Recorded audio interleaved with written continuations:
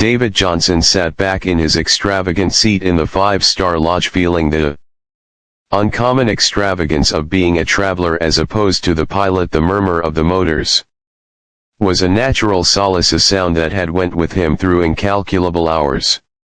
In the today anyway, he was liberated from the obligations of flying, partaking in a merited break after a overwhelming timetable. David was a carefully prepared pilot known for his quiet disposition and excellent abilities, had gone through the most recent couple of weeks flying long-stretch courses from Tokyo to Dubai and afterward to London, each flight requesting accuracy and concentrate. Now as he sunk into his seat, he permitted himself a snapshot of unwinding, something he rarely experienced while working the top-notch lodge. Was its very own universe, a tranquil air pocket of solace and restrictiveness. The seats were roomy with adequate room to breathe, and the commitment of gourmet feasts and mindful help. David, wearing easygoing clothing rather than his typical uniform, felt a feeling of namelessness that was both reviving and surprising. He was accustomed to being perceived by team individuals and travelers the same. However, today he was simply one more voyager. As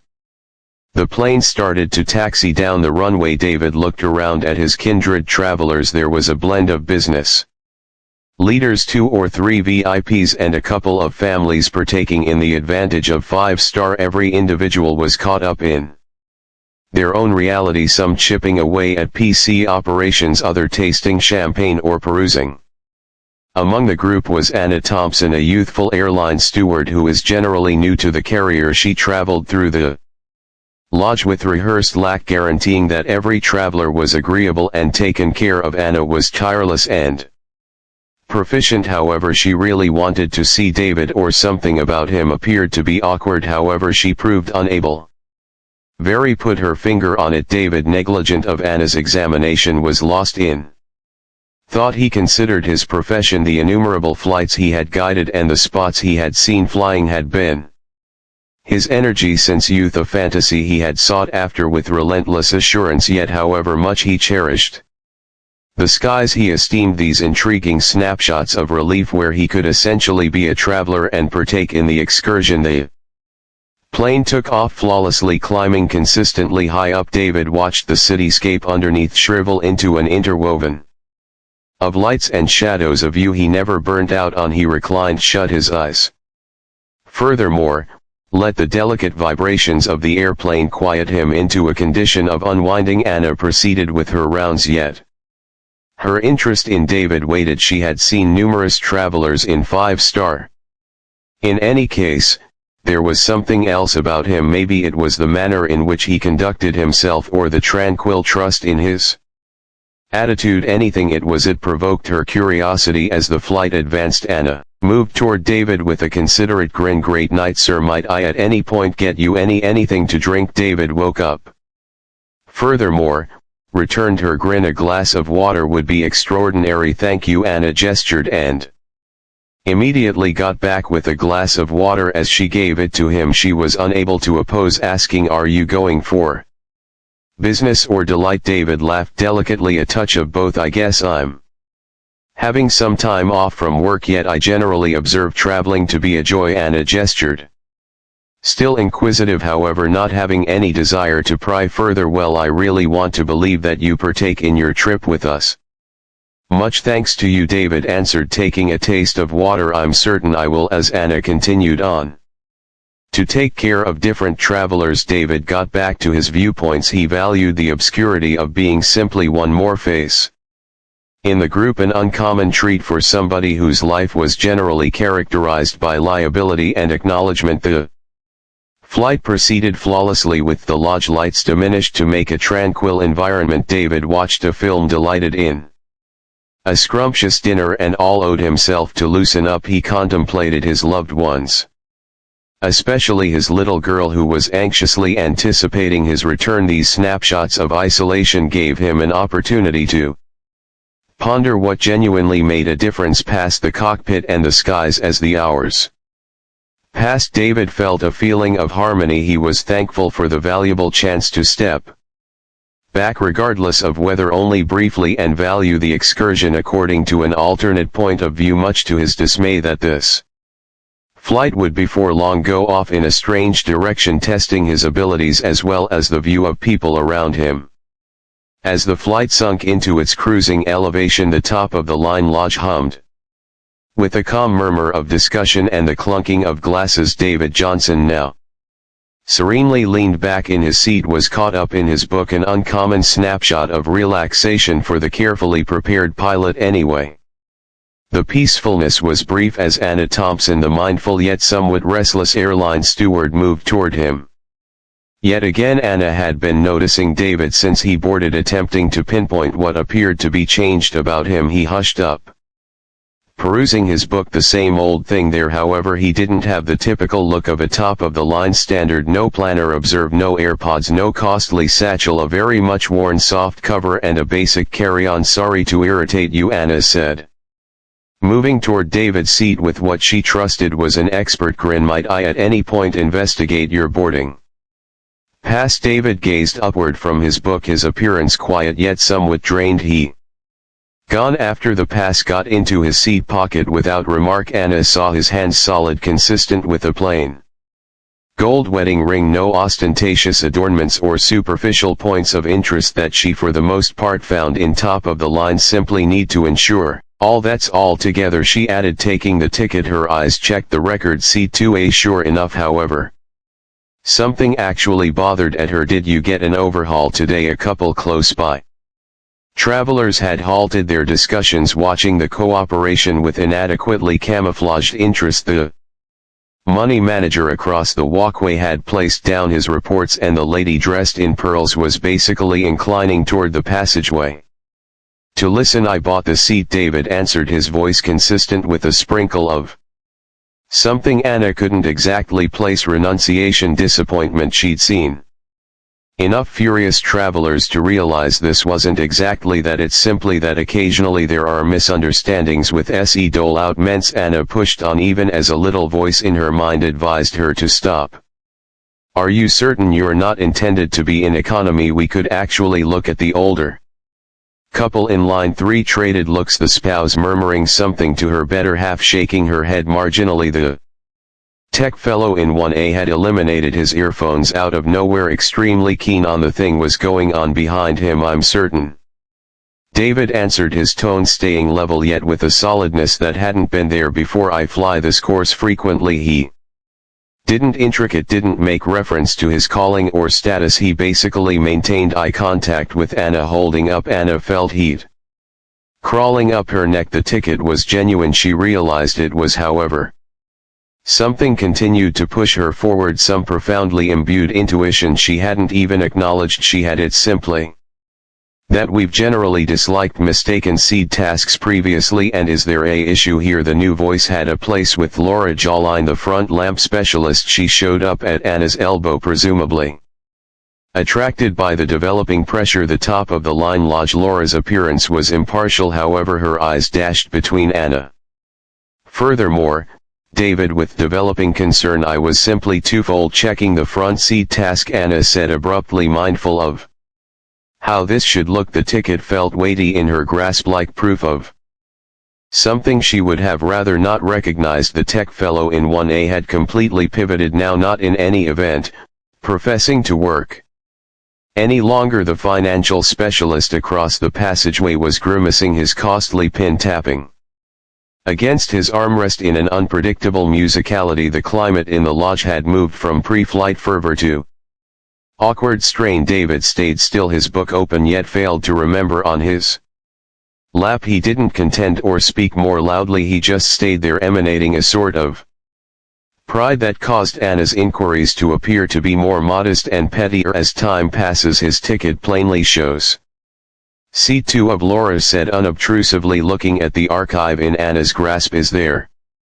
a particular justification for concern?" Anna opened her mouth, then, at that point, shut it. What might she at any point say that he didn't seem as though he had a place? That something felt off. Each conceivable reaction evaporated in her throat as she understood what she was doing, what she had been doing from the second she'd spotted him. The air Molding murmured above, driving cool air into the inexorably warm lodge. Somebody hacked it clumsily. The young lady who had passed by before crested through the drape from economy, inquisitive about the surprising calm in first class. I was sorry for the disarray, Anna at long last overseen, giving the ticket back to David. Her hands were shudder somewhat, and she trusted nobody saw everything. Gives off an impression of being in request. Before David could answer Anna's expression of remorse, Laura's telephone hummed with the unmistakable example that demonstrated a message from the cockpit. She looked at the screen, her expert articulation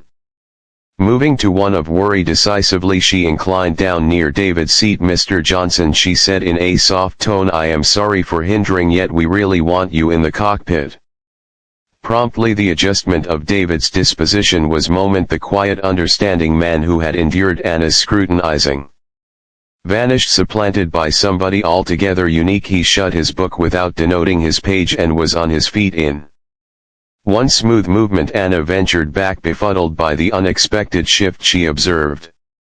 As Laura and David moved rapidly toward the front of the plane, their shoes uttering delicate sounds on the floor covering the different travelers were similarly as baffled. The tech fellow had half ascended from his seat to see better, and the old couple were murmuring quickly to one another, is everything all right? The finance manager across the walkway called out, yet neither Lauren nor David halted to reply. Through the open cockpit entryway, Anna got a look at development. The co-pilot arose, looking pale and unstable on his feet. Two airline stewards rapidly help.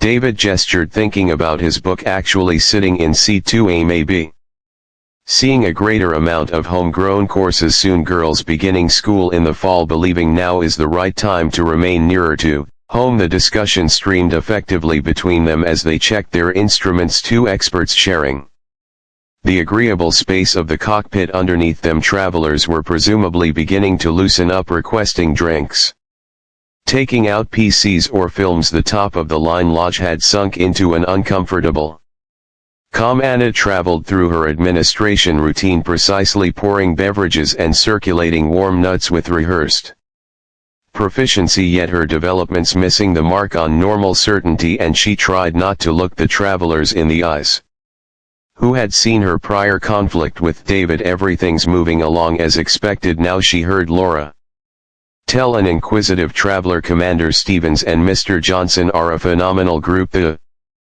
word stung, a sign of how rapidly she had rushed to make judgment calls, and now somewhat liable for about a man everybody's security. The tech fellow in 1A had at long last gotten back to his PC, however his earphones stuck around his neck rather than over his ears. He appeared to be more inspired by an intermittent scraps of discussion from the cockpit than whatever was on his screen. The finance manager, who had watched the entirety scene unfurl, was on his third scotch. However, they were scarcely an hour into the trip through the open cockpit entryway.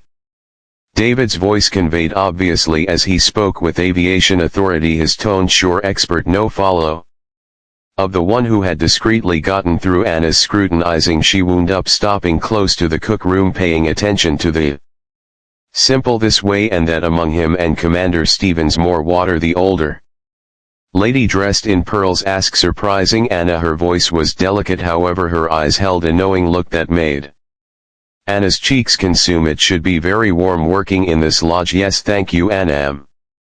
overseen, pouring water with marginally shaking hands. The ice blocks clunked against the glass some way or another, stronger than common in the peaceful lodge. A couple of seats away, the financial specialist claimed to be caught up in his reports, yet she could feel his familiarity with her distress. The seat bell sign had been off for almost an hour, and travelers in economy were beginning to move about the lodge. Some stopped close to initially class, attempting to look into the cockpit, inquisitive about the mid-flight group transform they'd caught wind of through murmured discussions. Furthermore, instant messages. Laura watched out for Anna all through the help, stepping in sometimes to deal with demands from travelers who appeared to be reluctant to communicate with her. The assistance was both a consolation and an unpretentious censure. An update that Anna's activities hadn't slipped through the cracks by her bosses did. You realize he's flown for us for quite a long time, one airline steward murmured to one more during a peaceful second in the kitchen. My companion Jenny flew with him. Keep going month on the Tokyo course, says he's one of the most outstanding. Each snippet of data about David felt like a little weight added to Anna's heart. She looked as his book sat immaculate in C2A, thinking about the thing he'd perusing, sort of man he was past the snap judgment she'd made. The flight tracker on the screen showed them cruising someplace over Michigan. The evening sun spilled through the windows, making patches of warmth on the unfilled seat where David ought to have been unwinding. Rather, he was in the cockpit finishing the work he'd done on many times before. More ice, sir? Anna asked the financial specialist who had been nursing his beverage for the beyond 20 minutes. No way, he answered, then added unobtrusively, you realize we as a whole commit errors. It's what we gain from them that matters. He didn't turn upward from his papers as he talked, giving her the security to deal with his words. The older couple had napped off, their hands fastened freely between their seats. The tech fellow was at long last really working, his fingers tapping quickly on his console. The lodge had found its musicality. The prior show apparently failed to remember by most travelers. In any case, Anna felt every moment intensely. Her standard undertakings touched with another mindfulness. She ended up looking at the cockpit more frequently than needed, tuning in for David's voice, thinking about how somebody could remain so proficient. In the wake of being treated with such unwarranted doubt, Anna slipped into the back cook room during a peaceful second, letting out a breath she hadn't understood she'd been holding. Her hands shuddered somewhat as she restocked the beverage truck. Ice 3D squares spilling across the metal surface. Each 3D square felt like one more snapshot of that conflict frozen in time. She thought about how David had dealt with himself, his quiet disposition, his pride notwithstanding. Her doubting, no raised voice, no irate requests to address her boss, just that watchful eye and patient reactions, even as she pushed and nudged, searching for motivation to legitimize her doubts. You okay? One more airline steward imprint asked as he pressed past with an unfilled espresso pot. You've hushed up since departure. Anna zeroed in on organizing the many jugs of wine delaying previously answering. Have you at any point had one of those minutes where you understand something important to you that you, as a matter of fact, don't loved? Imprint stopped, resting up against the counter. That thing with the pilot in 2A. His voice was low, cautious. Definitely. News spread pretty fast. I continued to push. Anna expressed more to herself than to Stamp. Even after he showed me his boarding pass, even after all that, looked at, I just couldn't let it go. The words felt severe in her mouth, like the trailing sensation of something revisited. The shade. She could hear the standard thing. Mid-flight sounds, the murmur of discussion, the ring of ice and glasses, the delicate strides of travelers making a beeline for the bathroom. Ordinary sounds that in some way caused her to understand considerably a greater amount of Spot. You realize what gets me? She kept fixing napkins that didn't require fixing. He was simply attempting to peruse his book, have some time off subsequent to flying who knows how many hours, and on second thought of getting to loosen up, he needed to manage me, and presently he's up there flying the plane. Imprint filled the espresso pot at the kitchen sink, letting her discussion, the water racing into the pot, nearly overwhelmed her. Next words, I continue to contemplate how frequently this unquestionable necessity happened to him, to others, how frequently individuals cause suppositions to get clarification on some things, cause somebody to feel as they don't have a place. The refreshment truck was basically as coordinated as it might actually be currently, yet Anna kept squirming with the things requiring something to do with her hands. Through the open cockpit entryway she could hear David's voice talking about weather conditions with Skipper Stevens, quiet and expert as ever. My grandma utilized to say that disgrace is helpful provided that it shows you something, Imprint advertised.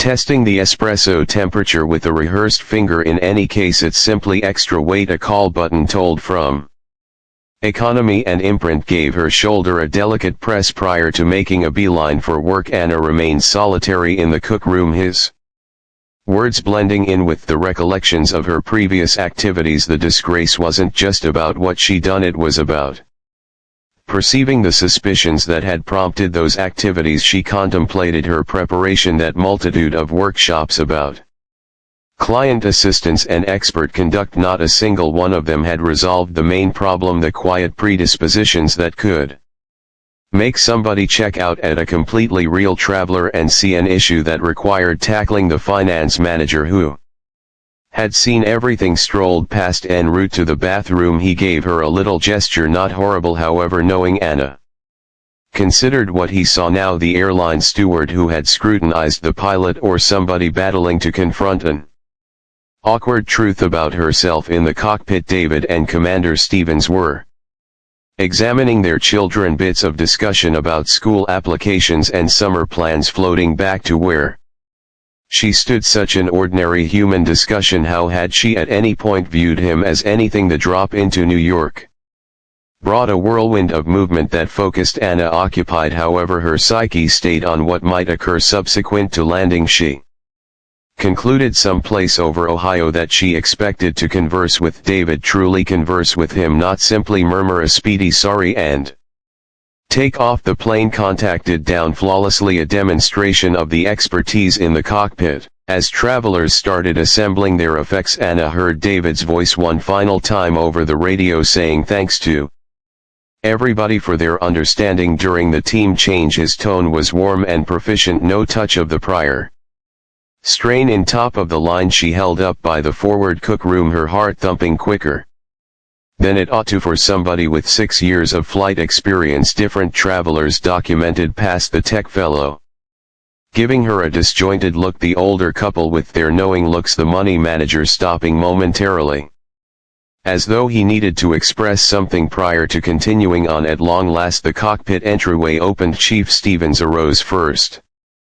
Looking drained yet fulfilled, he tapped Anna's shoulder as he passed. However, she couldn't determine whether it was absolution or simply propensity. Then David seemed, his sweater marginally crumpled from hours in the commander's seat, his book tucked under his arm. Mr. Johnson, Anna said, her voice calmer than she'd expected. Might I at some point talk with you briefly? David stopped, concentrating on her face, a similar watchful eye from prior, yet presently she saw it contrastingly, saw the persistence and understanding that had forever been there. He gestured, moving to one side to let the last couple of travelers pass. I owe you an expression of remorse. Anna started, driving herself to meet his eyes. What I did before, the manner in which I addressed you, it was totally unseemly, and I'm not trying to say that since you ended up to be a pilot. David listened unobtrusively, his demeanor smart. The vacant plane around them felt like a confession booth. The above container actually opened, like holding up ears. I made presumptions, and it proceeded with the words coming more straightforward now. I took a gander at you and concluded you had a place without no genuine explanation, and I continued to push in any event, when I ought to have halted. It happens. He and Skipper Mike Stevens worked flawlessly together, their common experience clear in the simplicity of their correspondence. Notwithstanding the unforeseen new development, David felt a feeling of fulfillment in having the option to step in and guarantee the flight's security back in the lodge. Anna got herself pondering her previous activities. The acknowledgement of her oblivious predispositions had been a shaking reminder, one that she was unable to overlook. As she served drinks and took care of travelers, she replayed the cooperation with David to her every second, an indication of the presumption she had made. The money manager across the path, who had seen the whole scene, gotten her attention and gave her a consoling gesture. It was a little signal, however it made a big difference to Anna. Maybe he comprehended the subtle conflict she was confronting and was quietly reassuring her to gain from it. As the flight proceeded with Anna made a move to draw in with the travelers, trying to interface with them past the typical merriments. She visited with the older couple about their movements, paid attention to the tech business visionary's fervor about his most recent undertaking, and, surprisingly, imparted a snicker to the youthful mother and her little girl from economy class. These connections, however basic were significant. They helped Anna to remember the human associations that flight worked with, the common encounters that rose above foundations and appearances. It was an illustration she had continuously known, however had immediately failed to remember in her hurry to pass judgment on David. In the meantime, in the cockpit, David and Mike examined their common love for flying. They traded anecdotes about their initial days as pilots, the difficulties they had confronted, and the minutes that had made it all value, while David talked about his girl who was going to begin school.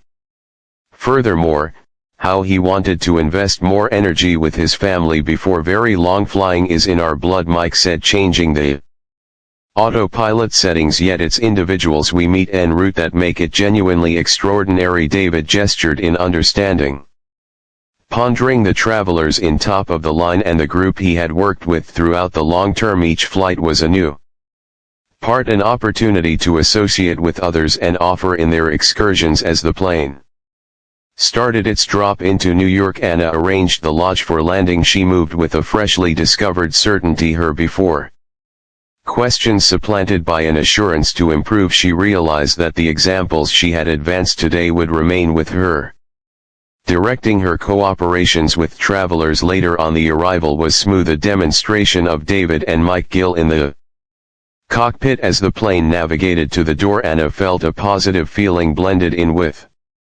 expectation. She realized she expected to talk with David before left, to offer her thanks and recognize the effect he had made on her once the travelers had landed. Anna held up by the forward kitchen, her heart beating with anxious energy. When David rose up out of the cockpit, she ventured forward, her voice consistent however earnest. "Mr. Johnson," she started, gathering his look, "I simply needed to thank you for stepping in as co-pilot, as well as for the example you showed me. I understand now that I made presumptions about you, and please accept my apologies for that." David listened, his articulation insightful. "We as a whole have minutes like that," he answered delicately. "The significant thing is remembering them and deciding to change." Anna gestured, thankful for his comprehension. "I vow to do better," she said, her voice loaded up sincerely, "and I desire to make the skies somewhat more amiable for everybody."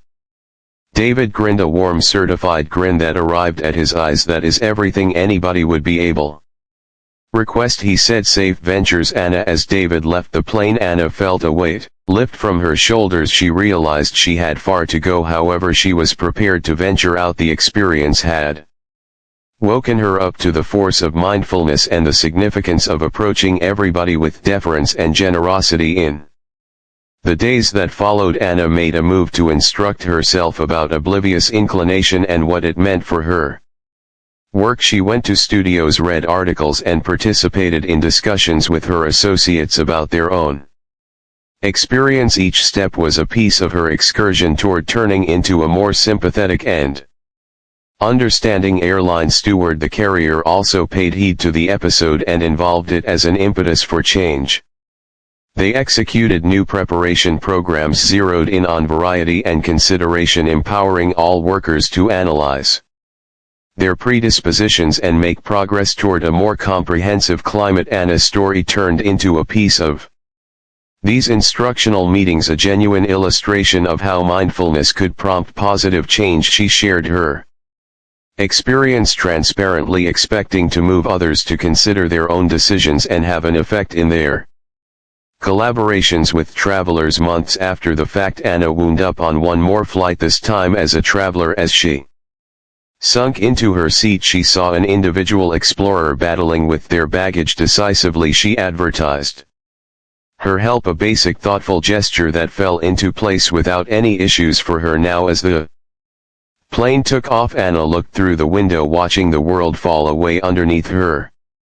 She contemplated David and the example he had shown her, something new that had a significant impact on her point of view and improved her life. Flying had forever been her obsession, yet presently it was more than that. It was an potential chance to interface with individuals, to gain from them, and to have a beneficial outcome on their excursions, and for that she was thankful. The flight gone on without a hitch, and as the plane took off through the mists, Anna felt a feeling of harmony She realized that she was on the correct way and she not entirely set in stone to continue to push ahead each trip in turn. The months following the flight where Anna Thompson had her eye-opening experience were extraordinary, not simply for her, however, for the whole carrier. The episode had started a progression of changes that undulated through the organization, influencing arrangements, preparing, and the way of life of the work environment. Anna had become a supporter for variety and consideration inside the aircraft. Her story was partaken in instructional courses and she frequently talked at studios, empowering her associates to analyze their own inclinations and suspicions. Her eagerness to be powerless and legitimate about her errors propelled others to do a similar one. Evening, Anna was getting ready for a trip to London when she got a startling email. It was from David Johnson, the pilot who had unintentionally turned into an impetus for her own and proficient development. He was connecting to say thanks to her for the progressions she had helped start inside the aircraft, to face your own inclinations and offer. Your story has had a genuine effect, David composed. I've seen the effect firsthand and I'm thankful for your endeavors. Anna grinned as she read the email, feeling a feeling of satisfaction. She answered, offering her thanks for his part in her excursion and proposing they meet for espresso the following time. Their plans adjusted half a month after the fact. Anna wound up in a clamoring bistro in downtown New York, hanging tight for David. She was apprehensive yet eager to see him once more. This time under very different conditions. When he showed up, they welcomed each other energetically, both mindful of how much had changed since their last experience. How have you been? Anna asked as they subsided into their seats, the fragrance of newly fermented espresso wrapping them occupied as consistently. David answered with a laugh, however, it's been great. I've been investing more energy with my family and I'm thinking about taking on a coaching job at the carrier. A gestured, intrigued. That sounds like an extraordinary open door. You have such a lot of involvement to share. They discussed their lives, their professions, and the progressions they had seen inside the aircraft. David shared accounts of his early days as a pilot, the difficulties he had confronted, and the coaches who had directed him en route. Anna listened eagerly, anxious to gain from his encounters. You realize, David said, taking a taste of his espresso, I've been contemplating how we can make flying more comprehensive for everybody, as far as travelers as well as for the group also. And welcome, her brain hustling with thoughts. I've been chipping away at a proposition for a new preparing program. She offered, something that goes past the nuts and bolts and truly plunges into social mindfulness and compassion. David's eyes illuminated with interest. That sounds promising. I'd very much want to help in the event that I can. Their discussion streamed effectively, and when they left the bistro they had an arrangement set up to team up on the new preparation drive. Anna felt stimulated, her enthusiasm for her work reignited by the possibility of having a substantial effect as they headed out in different directions. David offered her a recommendation that had been given to him by one of his coaches. Recall, change doesn't occur short term, it's an excursion and each forward moving step counts. Anna took his words to not entirely set in stone, to continue to push for progress regardless of how little. Back at the carrier, Anna hurled herself entirely into her work. With restored life, she teamed up with David and different associates to foster the new preparation program, which they considered wings of understanding. The program zeroed in on building sympathy, social mindfulness, and successful relational abilities among the group. The reaction from the aircraft was predominantly certain. Administration perceived the worth of the program and chosen to carry out it across all divisions. Anna and David were welcome to introduce their work at a company-wide meeting, an open door that both energized and frightened Anna. Upon the arrival of the show, Anna stood behind the stage, her heart beating with expectation. She looked at David, who gave her an uplifting gesture. You have this, he said, his trust in her unflinching. As Anna ventured onto the stage, she took a full breath and started to talk. She shared her story, the illustrations she had learned, and the vision she had for a more comprehensive and sympathetic carrier. Her words reverberated with the crowd, a large number of whom had encountered comparative difficulties and were energetic for change. David joined her in front of an audience, adding his viewpoint as a pilot and guide. Together they painted an image of an aircraft that esteemed variety and incorporation, where each representative felt seen and heard. The show was a triumph, and Anna got a deeply heartfelt applause from her partners. She felt a feeling of achievement and help, realizing that her endeavors were having an effect. In the weeks that followed, the Wings of Understanding project was carried out across the carrier. Anna and David went to various areas, leading studios and instructional courses. They met with representatives from varying backgrounds, each with their own stories and encounters. Through these connections, Anna advanced. However much she showed, she heard accounts of versatility. What's more, persistence of beating misfortune and tracking down strength in variety. Each story supported her faith in the force of compassion and figuring out. One night, following a lot of time preparing, Anna wound up considering her excursion. She pondered the flight that had changed everything the second when she had faced her own predispositions and chose to roll out an improvement. She understood that the excursion was a long way from being done. There was still a lot of work to be finished. However, she was prepared for the test. With David and her partners close by, she felt certain about their capacity to make a more comprehensive and sympathetic carrier. As she floated off to rest, Anna felt a feeling of harmony and reason. She realized that she was on the correct way and not entirely settled to continue to push ahead slowly and deliberately. The next months were a hurricane of action. The Wings of Understanding project kept on picking up speed, and Anna and David were welcome to talk at industry gatherings and occasions. Their work was perceived as a model for other carriers, and they got various awards for their endeavors. Regardless of the acknowledgement, Anna stayed modest and zeroed in on the work within reach. She realized that genuine change required progressing responsibility and commitment, and not set in stone. To see it through, one day as she was planning for another instructional course, Anna got a letter from a traveler who had been on the flight where everything started. The letter was from the old lady in pearls who had seen Anna's connection with David.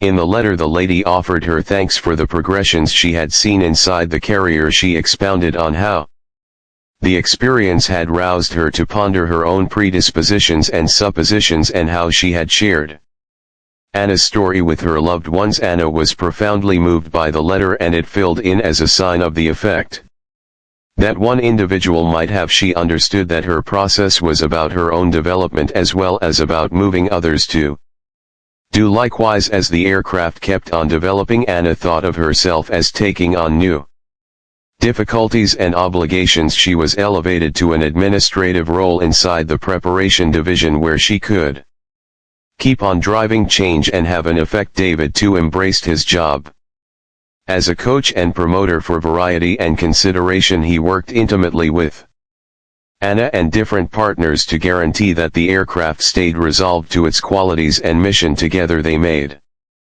a culture of receptiveness and understanding, where representatives felt enabled to make some noise any offer their encounters. The carrier became known for its obligation to variety and consideration, setting a norm for others in the business. As Anna thought back on her excursion, she felt a profound feeling of appreciation for the encounters and individuals who had molded her way. She realized that the work was nowhere near finished, yet she was prepared for anything. Difficulties lay ahead with each flight, every association, and each step in the right direction. Anna was helped to remember the force of sympathy and understanding. She knew that she was having an effect each individual in turn, and that was sufficient to push her along as she arranged for her next flight. Anna felt a feeling of fervor and expectation. She realized that the skies were loaded with potential outcomes, and she was prepared to embrace them with great affection. The excursion was simply starting, and Anna was